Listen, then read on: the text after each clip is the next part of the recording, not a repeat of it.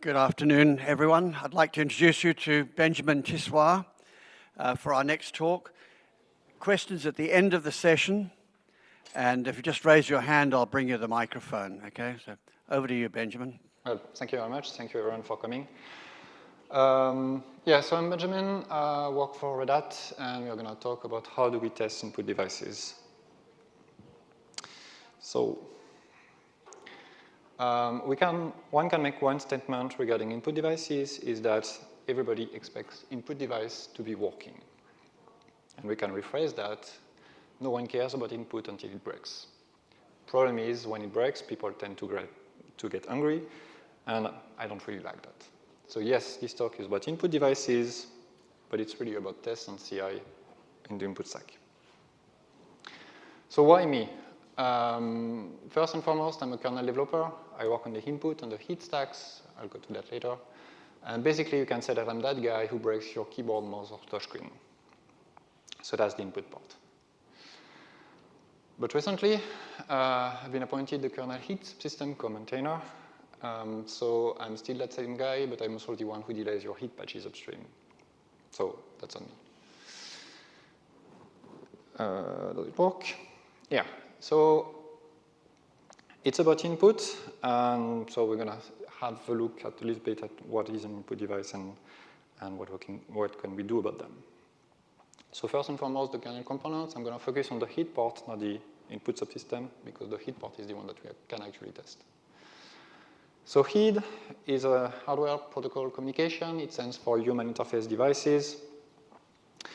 The idea is that it is plug and play. It came up at the end of the 90s. It was created for Windows 95 for USB devices so that you can actually use your mouse. You can plug your mouse without having to download the driver, which at the time you couldn't download because you didn't have internet. So it was at first USB only, but now with Bluetooth, we've got Bluetooth transport, I2C transport, BLE transport. And the idea of that is that it's an auto-descriptive protocol, which is really interesting. We're going to get to that.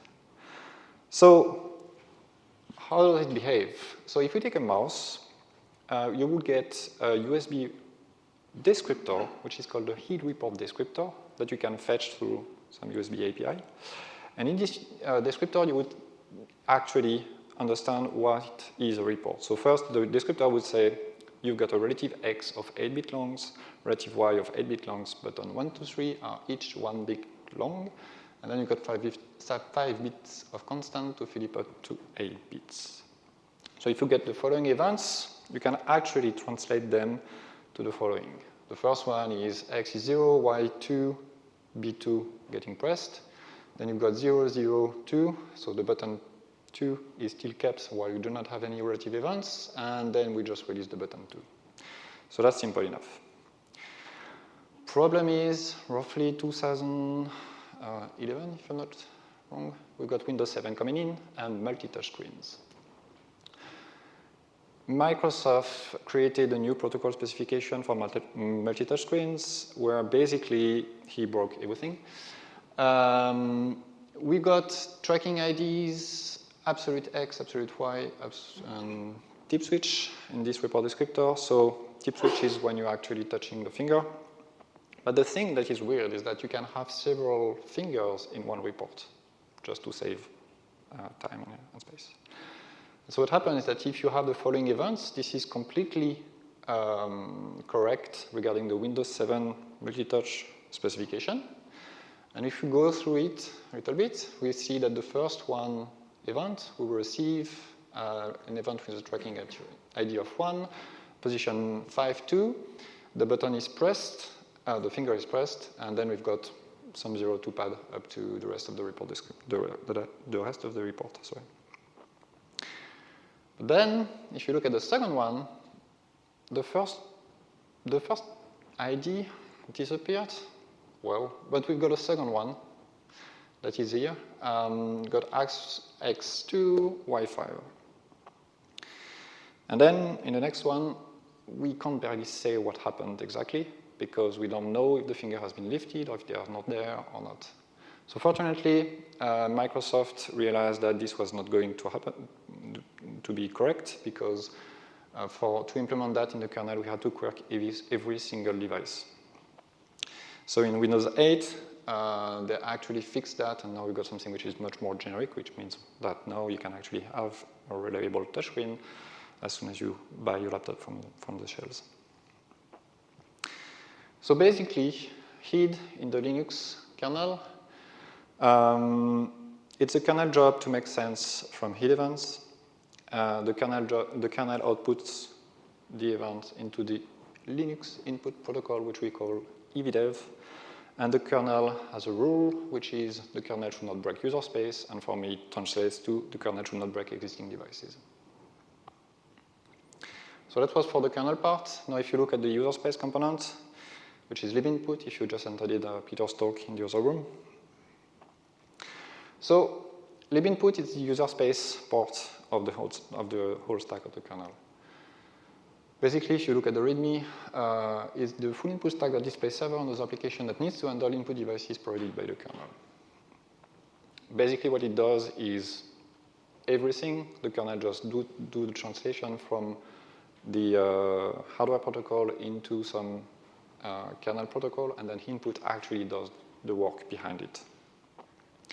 If you were in Peter's talk, you know already that it's not easy to write such a thing. If you were not, I can show you what is the button debouncing state diagram. You can have a look at the code if you want. This is what is actually implemented in the code. Yeah. So if you're not convinced, this is the touchpad tap state machine. Whenever you change something here and it breaks, we get users that are angry. So how do we ensure that we do not make any regressions? Of course, there's an xkcd for that. The usual, when the CPU no longer overheats when you hold on the spacebar, and people tend to get angry for every change, but sometimes we do have to fix things. So the first solution, if you go back in time on how we were treating input devices in the past, we just read the code, and if the code was fine, we'd just say, hey, yeah, cool, we just accept the patch. Turns out that the kernel input drivers from the HEAD stack are roughly 90,000 lines of code in 100 drivers. If you look at libinput, the user space component, you've got 40,000 lines of code in the source folder.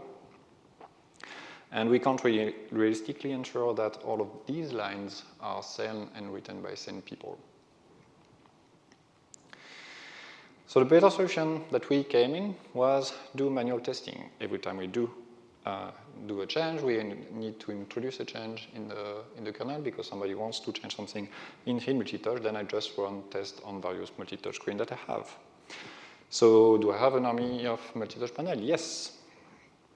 Hey, you know, it's going to change a generic mouse protocol, so do I have mice? Yes. Turns out that this is not a very good experience, because to give you an idea, the last RHEL minor release that we made, an actual rebase of the input stack, I had to do 248 individual tests. You might think that 248 individual tests is not that much, but actually for each of these tests, I had to potentially plug an input device, fetch some log, making sure that it works, run some tool, unplug the device, and so on and so forth. So it took me 2 days to actually run all of these tests. And I'm sure that they are not complete. So we got a new kid in the playground, which is called Uji. Uji stands for test in Indonesian. And it's basically a tool that helps us to keep tracks of the tests as we are doing for manual testing. It's a checklist generator and a tracking system. All of the data that we have in Uji are stored in Git, which has a lot of good properties, especially because you can actually just run the test on one machine, then you just clone the repository, and you can continue working on another machine. You can find the documentation and run pip install directly to play with it. So the important part is that the main purpose of Uji is to simplify the answer. Wait, didn't I test this? This happened all the time with us. When we have a bug, sometimes we say, well, that shouldn't have happened because I should have been testing that in this particular release. And we hope, and it kind of started to work, that this will help us saying, hey, well, yeah, I tested this, but it was on this particular machine that doesn't have this particular bug.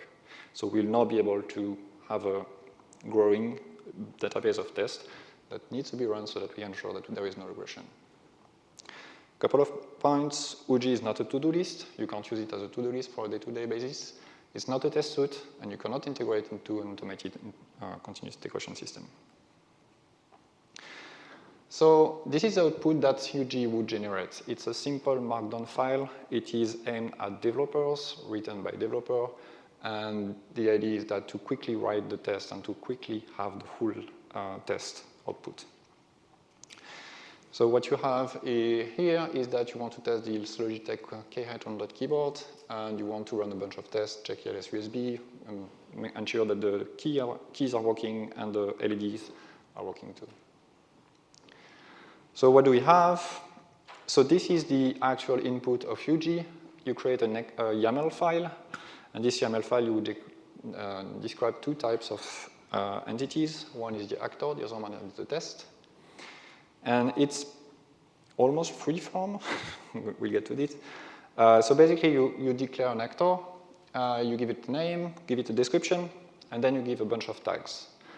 Tags are free-form, but it's a key value per elements. That's very important for that, because once you write the test, you can have filters, and filters apply on the various tasks that you have, which means that this test on the right actually applies to all of the devices that are keyboards and that have a bus which is declared of any bus. And for that, you can declare the key precise, created, generate the expected key code on the LEDs are working as expected.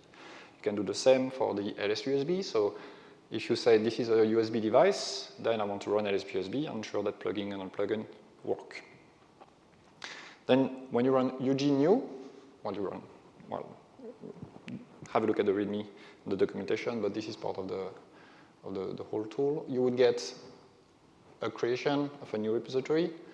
It wouldn't copy the actual YAML file that you're running into the final destination repository so that you can't actually change it because it's a one set of elements that you're going to do. And it will create a bunch of files that needs to be run. The most important part is that it actually commits the changes to your current repository. So do not run this in your actual tool that you are testing it. Run it in a separate repository. But then you can just duplicate it in various places where you want to have. And if you look at the output, hey, guess what? It's the thing that I showed before. So, manual testing. Manual testing, there are several drawbacks. Quite evident. It's time consuming, as I mentioned, 2 full days of testing for the 240 tests. Do we ensure that we have made full testing every time? Which helps, but it's not complete. But also, we are trying to write a lot of more generic code, and as long as you are writing more generic code, you need to have more and more manual testing. And it's really not very compatible with the upstream patch rate, where basically you receive a patch series of 10 patches, and if you need to spend 2 days per patch, then you basically lost the race. So there's a new thing, completely new, like 10 years ago, or maybe more, automated tests. So the first idea that we had while I was working on input devices in the kernel, so as soon as this tiny little part, I'm not sure if you can see it properly, but there is a UHID kernel module that was integrated in June 2012. Basically, this allows BLE devices to be created outside of the kernel. So we've got a user space HID device. And I say, hey, can't I use that to actually replay the events and be able to debug things? So I wrote 2 tools, one is record, the other one is HID replay, and I ask users to actually send me reports when they have bugs, and with some HID record logs. I would, on my own machine, run HID replay and understand, hey, that's because they forgot to release the bloody touch that we saw in the very first slide. So then I realized, can't I use that to actually do regression testing? Seems quite straightforward. So I would take all of my record logs, replay them locally, and just check the differences between the two. Turns out that there is a fourth step, which is crying because it was not working properly. It was really imprecise. Every kernel releases, I had to refresh the database because it was not working. It was taking way too much time because if suddenly one reporter would send a 10-minute recording, it was running in real time for those 10 minutes. And most of it doesn't scale. If there is a new bug, I can't realistically ask all of my reporters to just redo all of their touchscreen records because there is this tiny combination of devices that, of fingers that wasn't working. So I quickly dropped that. In 2014, I barely touched it anymore. Meanwhile, 2013, we got libinput coming in. And from day one, the rule was for every commit, we need to write the test. This was possible because of the uinput kernel module, which basically allows you to create a user input device from the user space. And so what libinput does, it creates a bunch of user input devices, inject them in the kernel, and fetch the events as if they were coming from an actual devices. So the tests are relatively simple, to some extent simple, and also it saves a ton of time because now whenever we do a change in libinput, well, when Peter does a change in libinput, he knows that there is no breakage in the input stack in the user space. So there is no downside. The one that we can find, it's quite tedious. You got more lines of code in test than in the src folder. If you look at the commit, it's the same. You got roughly, I think, 60% of the commits that are in the test folder. But this ensures a very sane development process. So at the end of 2017, I was really annoyed by not having the same kind of integration test in the kernel, and so I started to work on heat tools. You can find the address here. The idea was to route heat replay and heat record in Python, to take my existing library to parse the report descriptor that was in Python, and I also created a library that generates the reports based from the report descriptors, which means that I am now able to emulate any firmware, any heat firmware from user space based on some generic description. So if you have a mouse, you say, hey, the mouse send me an event with X5, it would generate the correct report based on the report descriptor. And by going further and further, I'm now having a full test suite with integration test. It currently supports only keyboard, mouse, multi-touch panel. Actually, we do have a little bit of a joystick, I think, gamepads. Anyway, if your device works or breaks at some point, and you want to ensure that it won't be broken in the future, write a test, and I ensure that if your test breaks, we will not integrate the patch upstream. Yeah, so it's quite tedious. The good thing is that given I am co-maintainer of the heat subsystem, I can actually point a user at this, and whenever there is a change that actually requires something, I need to point this at them. Sorry. So what about CI? Can we do something to automate all of this?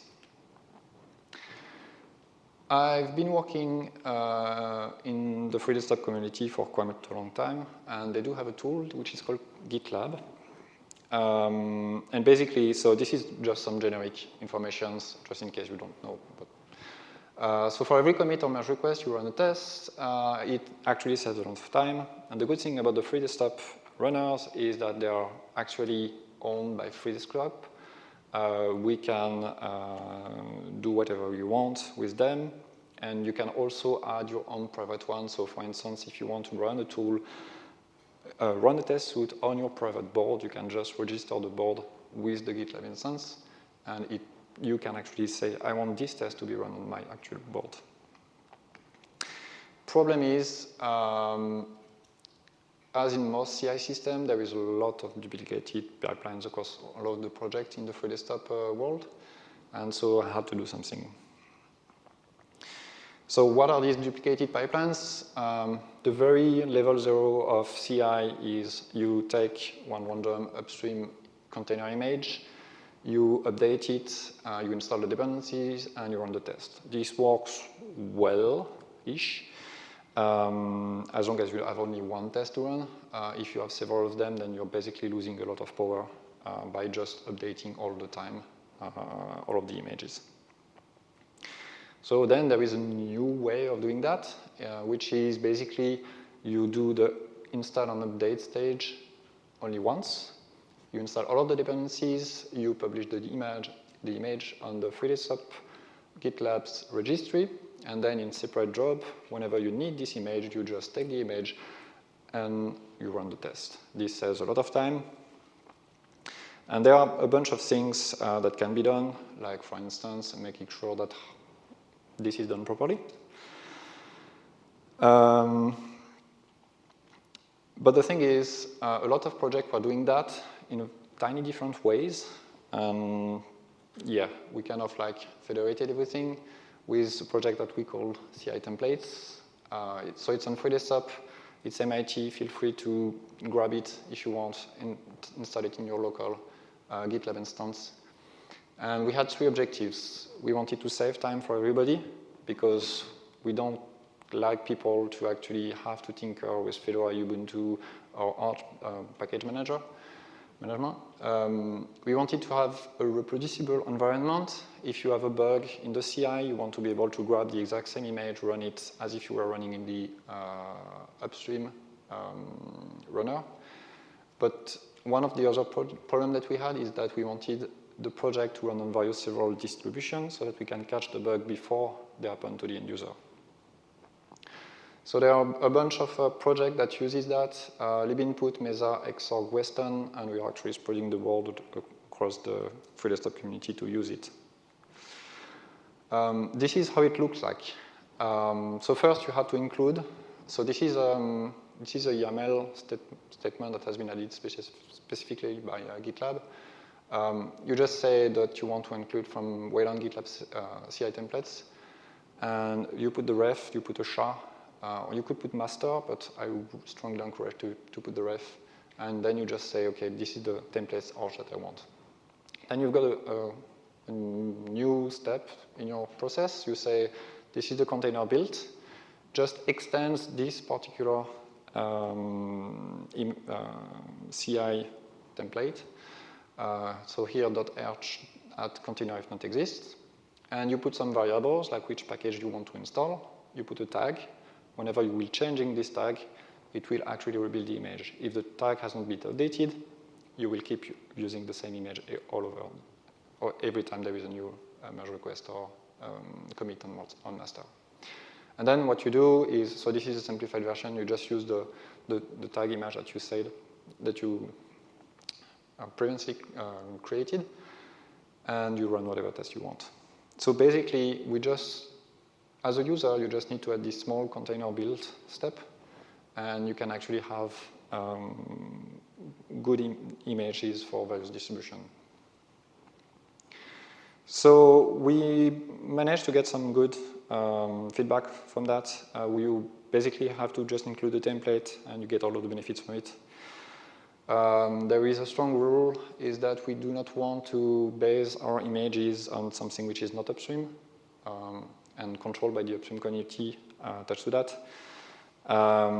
We do have a CI of the CI, which means that whenever you include the GitLab CI templates, you are sure that it will actually work somehow.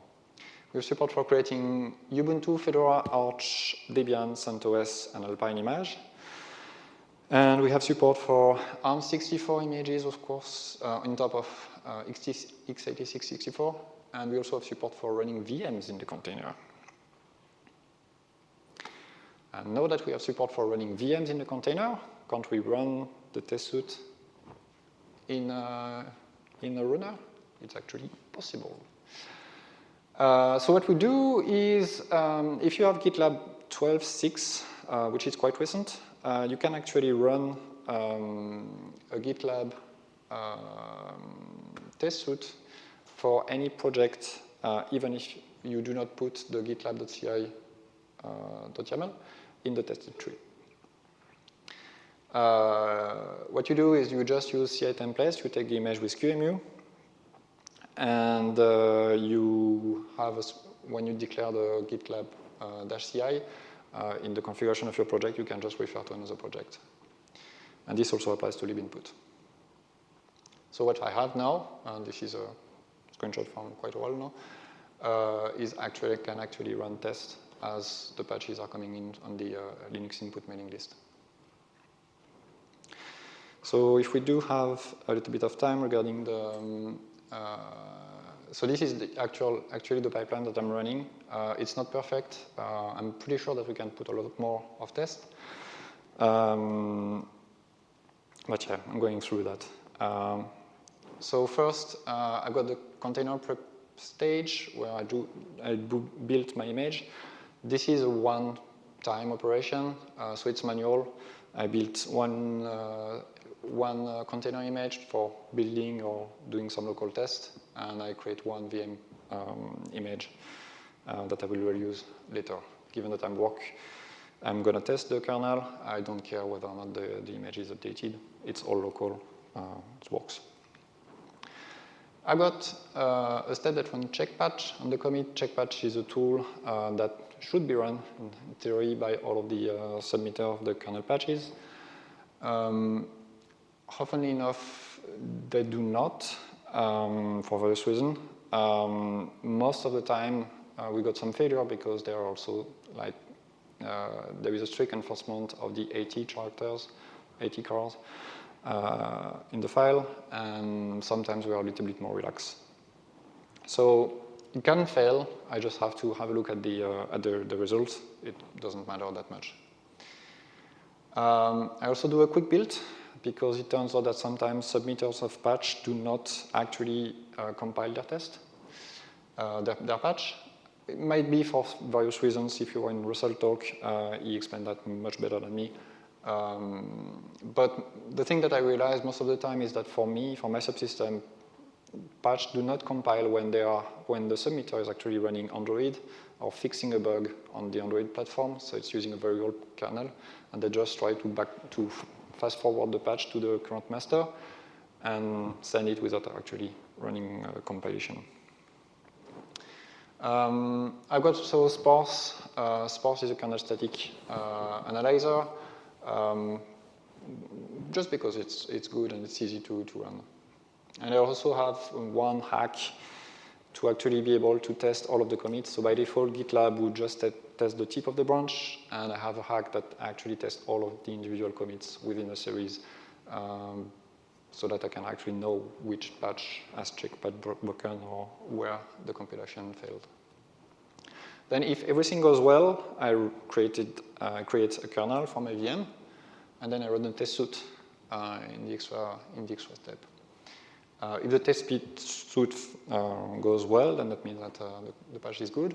But also, sometimes we need to ensure that the transport layer doesn't break. So I've got USB devices that are redirected to my workstation where I have all of these, and I can actually test if USB is working properly and if I2C is working with the USB to I2C dongle. So this is a slide that I just added after Russell's presentation. Apparently, we are able to upgrade the logs with no patch to patchwork.